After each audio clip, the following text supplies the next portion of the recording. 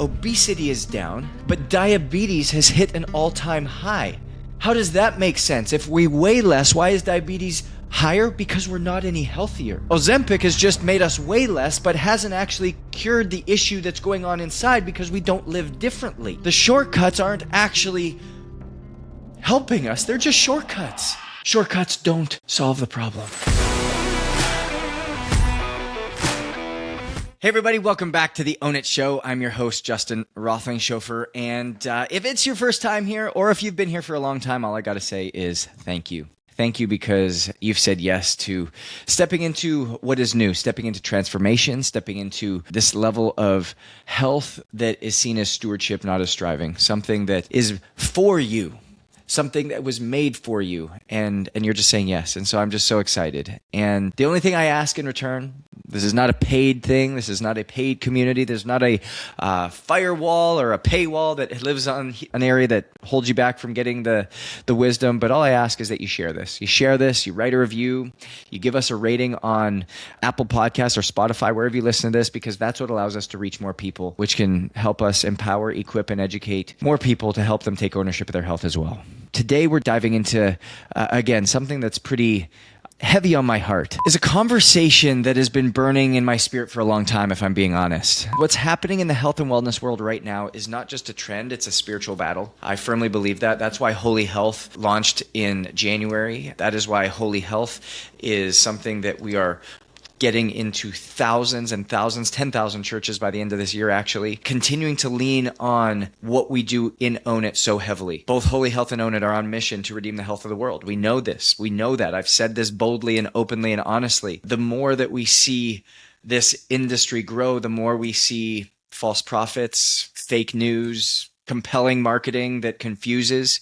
And we're living in the middle of a $6 trillion global wellness industry. It took us 7 years to double, 3 to 6 trillion, 7 years. But by the year 2030, just 4 years from now, it will double again to 12 trillion. So it's only doubling faster. It's a big monster that's continuing to happen. Just let that sink in for a second. It boggles my mind every time I think about it. It's going to double in 4 years. And yet with all that money, with all those products, with all those promises, we're not holier, we're not healthier, we're just more fake. And the wellness explosion, I think, is just a sign of not only hunger that we have in this culture for health, which is a positive thing, but it also shows up as a sign of deception. A sign of deception that we continue to step into. Think about this. Like when we think, what does the health industry include? Like what is included in this space? Well, it's powders, it's supplements, it's gummies, it's protein balls, it's biohacks, it's communities, it's therapies, it's devices, it's spiritual wellness alternatives, it's endless protocols and influencers. We've created this economy about fixing ourselves. And yet people today are more anxious, they're more depressed, they're more inflamed, they're more disconnected, they're more confused, they're more spiritually numb, they're more ill than any generation before us. And even with everything that's happened in the government, and you're going to see this, I saw this the other day, was that obesity is down. Okay, obesity is down. And everyone's like, this is amazing, this is incredible. Yeah, obesity is down, but diabetes has hit an all-time high. How does that make sense? If we weigh less, why is diabetes higher? Because we're not any healthier. Ozempic has just made us weigh less, but hasn't actually cured the issue that's going on inside because we don't live differently.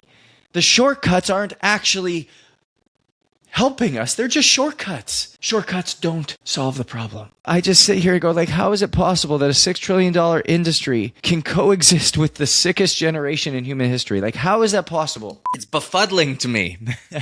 Befuddling is like the best word I can use to describe it, because we try to heal God's creation with man's interventions and completely dissociate from the trueness of what it actually is. We keep reaching for what we can buy instead of turning to what God gives us, honestly, a lot of times for free. When I see a lot of this on social media, when I see a lot of the misinformation, when I see a lot of the communities, when I see a lot of the things being stood up, I keep going back to the love of money is the root of all evil. Now, fundamentally, these communities and these things people are building and doing and shaping, they're not evil, but the heart posture in which they're being created is. And so justly, it ends up with the results that people get. Because we built this to make money, we didn't build this to serve. We built this to make money, we didn't build this to transform. We built this to make money, we didn't build this for real community. We say it, but we didn't actually create it to do that. And the enemy's favorite doorway is counterfeit health. He couldn't get in the other way because we got too intelligent. So now let's do counterfeit health in the wellness industry. The enemy doesn't need you to be sick. He just needs you to be distracted. He doesn't need to destroy your health. He just needs you to believe the lie that you can be healed without God. My gosh, sit on that one. How often do I feel that in my soul? I'll say that one again. He doesn't need your health to be destroyed. He just needs you to believe that you can ultimately be healed without God. Man, I feel that so deep. The breath work, connecting you to everything but God. The biohacks that make you actually try to play God. And the wellness industry has become one of the most counterfeit places we've seen. We think health comes from the newest product, the prettiest packaging, the best marketing, the latest hack, the most viral supplement, the most optimized routine. But none of those things can actually touch what's really broken, because you can't supplement your way out of spiritual emptiness. You can't biohack your way into a new identity that this is who I am. You can't cold plunge your way into purpose. You can't exercise even your way out of bad habits. The enemy loves the wellness industry because it lets you feel like you're improving without ever confronting the real issue inside your heart or how you're living. Romans 12:1-2. I love this verse. It's my favorite. You've heard me talk about it. Therefore, brothers and sisters, I urge you, use your body as a living sacrifice, holy and pleasing to God. This is your true and proper worship. Do not conform to the patterns of this world, but rather be transformed by the renewing of your mind. Let how you live, your habits, behaviors, your lifestyles be your true and proper worship. Let it be. And when I say the problem is we're getting better, quote unquote, without actually seeing real change, we feel like we're improving because we see maybe a deeper sleep for a moment, but yet the anxiety still rises. We see the weight loss coming, but we still see diabetes rising. Like, we're getting quote unquote better, but it's at the wrong things. We're not living healthier, we're living more artificial. We're not living holier, we're living more distracted. We're not living whole in general. In oneness, we're living more fragmented.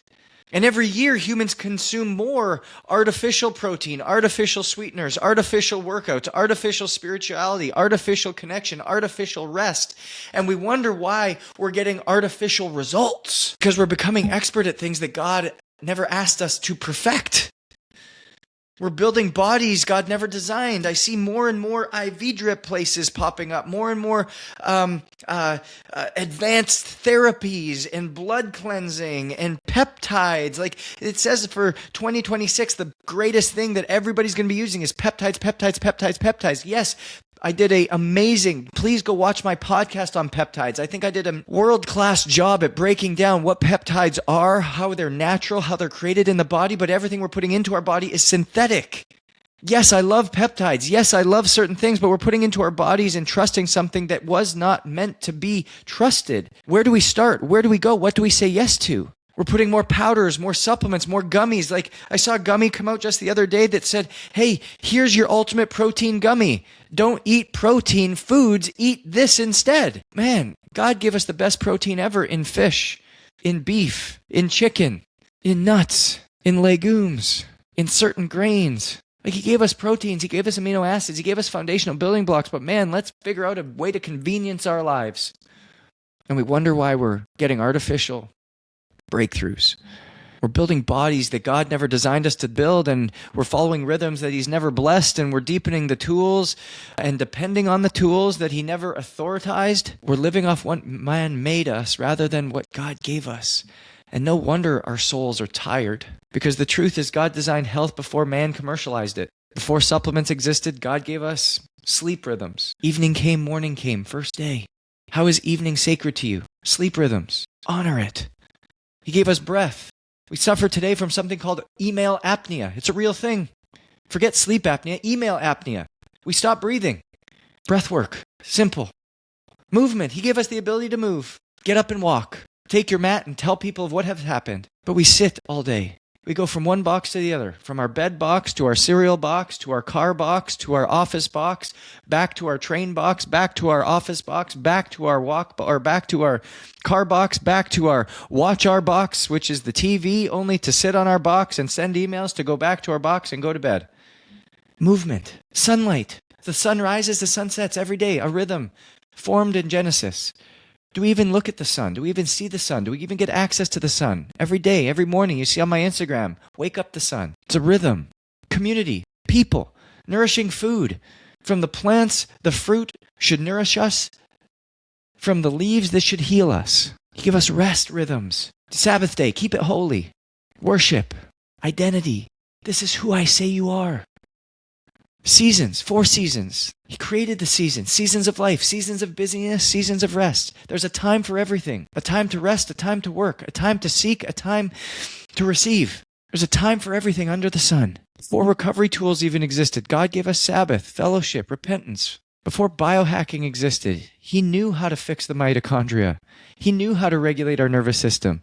He knew how to open our detox pathways. He knew how to repair us cellularly. He knew how to optimize circadian rhythms. He designed our world that way, but yet we've forgotten those rhythms. We've forgotten those habits. We've forgotten those things, the things that God gave us, and we've relied on what man made us. See, the greatest health program ever written was written at creation. That's why Holy Health exists. That's why I couldn't help but bring biblical truths, biblical knowledge, biblical rhythms into plain sight for people to walk with, for people to step into, for people to find healing and health with where it started. And the enemy's strategy is to keep you busy with this self-improvement so you never seek true transformation. You see, he doesn't fight you with those supplements. He fights you with the surrender and your obedience. The more you feel like you're improving, the more knowledge you get, the more self-help events you go to, the more days of inspiration, days of development, conferences, courses, books you read, podcasts you listen to. The more you feel like you're improving but never actually transforming, the more you get distracted from what actually is true. And my invitation for you is to return to what God made. The future of health that everyone's saying is not peptides. I know culture will tell you that. I know you'll see it everywhere. I know even you in the health and wellness industry, you're going to be tempted to say yes to peptides, yes to the next tool, yes to the next technology. I should make this business because I can make money there. Me as the consumer, I should go do that because everybody's finding health there. I'm missing out. No, that's a lie. It's a truth. It's a distraction. The truth is health is not another product. The truth is that the future of health lies in Genesis. It lies in the good book. It lies in the God-given truth that you were built to heal, created to thrive, but you need to live differently. You need to abide differently. It's in the garden. It's in God's blueprint. It's in the body He designed and the rhythms He created. Because what if health and healing wasn't actually something we bought, but actually something that we return to? What if the breakthrough isn't something that's new, something that we have to consume, but rather it's something that was ancient, something that we get to go rediscover? This is why Holy Health exists. Not to add more noise, but to call people back to the way that they were designed and what they were created for. Not to sell you a hack, but to give you the blueprint that God gave you. To dissociate, disseminate, and to discern what is true from what is counterfeit. Holyhealth.org. It's where you can find everything. I've got a book, Holy Health, coming out that goes along with that course that will change and transform you from the inside out.